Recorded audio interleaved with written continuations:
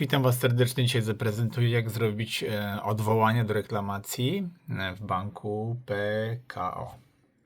Żeby to zrobić, wchodzimy do oferty i wnioski. Lista.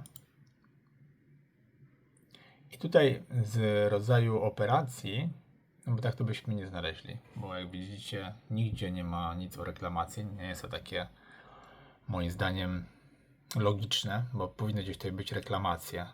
Co nie? Bo to jest dosyć istotna rzecz we wnioskach. Klikamy tu i mamy ukryte reklamacje. Widzicie, jaki zestaw? I tutaj mamy reklamację. Jak sobie klikniecie ją, ja zobaczę, najpierw kliknę za rzecz, nie ma żadnych danych. A jest OK, nie było żadnych danych. No to jak sobie rozwiniecie to dopiero macie ten właśnie przycisk, nie? Napisz odwołanie, cyk.